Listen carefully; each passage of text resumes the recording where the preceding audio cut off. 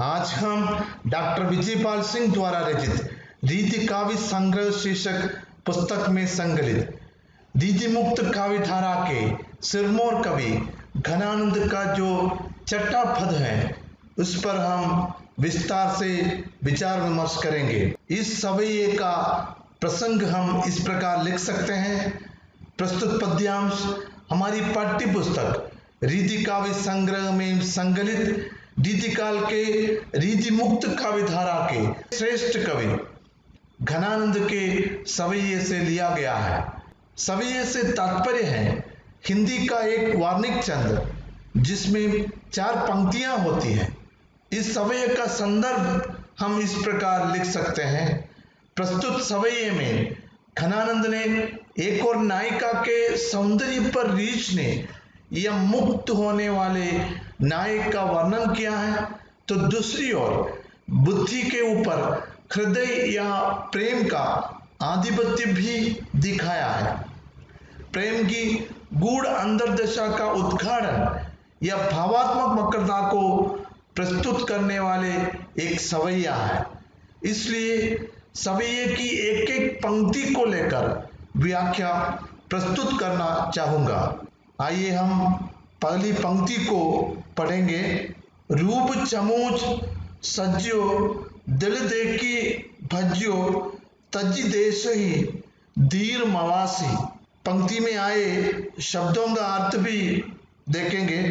रूप माने नायिका का जो रूप सौंदर्य, चमूक माने सेनापति, सज्जो माने सज्जित होकर आना, दल माने सेना सैनिक, देखी माने देखिए, भज्जियो माने छोड़ कर जाना, तजी माने छोड़ कर जाना, देश ही माने देश को छोड़ कर जाना, धीर माने धीरज या धैर्य, मवासी माने किला माने शरीर रूपी किले के अंदर रहने वाले जो धीरज।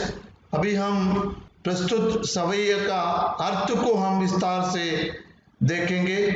यहाँ घनानंद इस प्रकार कहते हैं कि प्रियतमा के रूप रूपी सेनापति एवं सेना दलों को देखकर या प्रियतमा के सुंदर रूप को देखकर मेरे शरीर और मन के धैर्य या धीरज रूपी किलेदार शरीर रूपी देश छोड़कर भाग गया। यहाँ कवि ने नायिका की तुलना सर्वसज्जित होकर सेना दलों के साथ युद्ध भूमि की ओर बढ़ने वाले या आधिपत्य स्थापित करने के लिए निकलने वाले सेनापति या चमूप से किया है।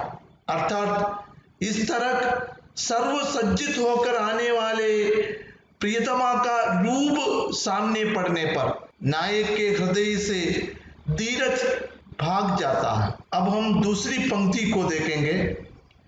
नैन मिले उरके पुर पैठ तई लाज लुटी न चुटी तिनकासी। नैन माने आंख, उर हृदय से मिल जाने पर या हृदय में प्रवेश करने पर, पूर्व पैठते प्रवेश हो जाने पर क्या होती है? लाज लुटी, लाज माने लज्जा, लुटी माने लूटना, लज्जा रूपी संपत्ति को लूट ली गई है नायिका द्वारा। न चुटी तिनगासी, थोड़ा सा भी शेष नहीं रह गया है, उनकी संपत्ति लूट कर ले गई है। अब हम सवैये के दूसरी पंक्ति के अर्थ को विस्तार से देखेंगे। यहाँ नायक नायिका को संबोधित करते हुए कहते हैं, तुम्हारे रूप की सेना या नेत्र रूपी भेदिए। नेत्र रूपी भेदिए का मतलब है means one who knows the secret of others. तो नेत्र रूपी भेदिए मेरे हृदय रूपी नगर में प्रवेश करते ही तुम्हारे रूप की सेना ने मेरी लज्जा रूपी सारी संपत्ति लूट ली गई है। देखिए पंक्ति का दूसरा भाग देखिए, लाज लुटी, लज्जा रूपी सारी संपत्ति को लूट ली गई है। लज्जा रूपी संपत्ति का एक तिनका भी नहीं छोड़ा। कहने का मतलब है नायिका के रूप सौंदर्य को देखकर नायक लज्जित हो जाने का प्रसंग है। अब हम तीसरी पंक्ति को पढ़ेंगे। प्रेम दुहाई भिरी घनानंद बांधी लिए कुल नेम गटासी। अर्थ को देखेंगे। प्रेम दुहाई माने प्रेम की घोषणा फिर से हो जाने पर घनानंद कहते हैं बांधी लिए कुल नेम गटासी। तो प्रेम के लिए जो बाधा है, बांधी माने बांधना, कुल नेम माने कुल का जो नियम है, इसको किसने बांध लिया? गड्ढासी। गड्ढासी माने गूढ़ रहस्य को जानने वाले नायिका का जो सैनिकों ने किसे बांध लिया? कुल नियम रूपी जो बाधा है प्रेम के लिए, उसे बांध लिया। अभी हम अर्थ को विस्तार से देखेंगे। घनानंद यहाँ इस प्रकार कहते हैं, मेरे हृदय रूपी नगर और शरीर रूपी गढ़ पर तुम्हारे प्रेम के अधिकार हो जाने की दुहाई या घोषणा फिर से हुई है।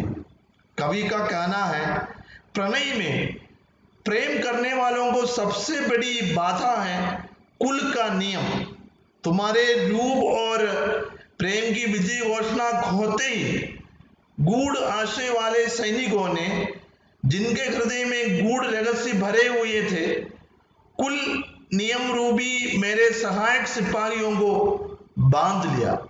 अर्थात नायक और नायिका के बीच प्रेम होने के लिए कुल नियम रूपी जो बाधा है, उसे नायिका के गूढ़ रहस्य वाले सैनिकों ने बांध लिया। अभी हम चौथी पंक्ति को देखेंगे। रीच सुजान सची पटरानी बेची बुद्धि बापुरी होय कर दासी। रीच माने रीचना, नायिका के रीचने की जो शक्ति है। सुजान माने घनानंद की प्रेमिका है। सच्ची माने, सच्ची शब्द का अर्थ है इंद्र की पत्नी, इंद्राणी। पटरानी शब्द का अर्थ है रानियों की रानी। बेची बुद्धि बापुरी, बापुरी माने बेचारी, बेचारी बुद्धि बच गई है और दासी बनकर बच गई है। अभी दासी मात्र रह गई है। तो पंक्ति का जो व्याख्या इस प्रकार हम लिख सकते हैं। यहाँ सुजान या सच्ची माने इंद्र की पत्नी, पटरानी माने रानियों की रानी सुजान अपनी रूप की सेना की सहायता से मेरी रीछने की शक्ति या अनुरक्ति को तो पटरानी बना लिया। पंक्ति के शेष भाग को देखिए। बेची बुद्धि बापुरी हुए कर दासी। तो बुद्धि को क्या हुआ? मेरी बुद्धि जो इस समर्पण का विरोध कर रही थी, बेचारी दासी होकर ही बच सकी। यदि बुद्धि दासता को ना स्वीकार किया होता तो मारी जाती। यहाँ कवि ने बुद्धि के ऊपर हृदय या प्रेम का आधिपत्य ही दिखाया है। विशेष के रूप में हम लिख सकते हैं, इस सवैये में पूर्वानुराग, संयोग और वियोग सभी परिस्थितियों का वर्णन कवि ने किया है। प्रेम दशा की व्यंजना ही इनका अपना क्षेत्र है। प्रेम की गूढ़ अंतर्दशा का उद्घाटन जैसा इनमें है, वैसा हिंदी के अन्य श्रृंगारी कवियों में नहीं है। यहाँ सांगरूपक अलंकार का प्रयोग घनानंद ने किया है।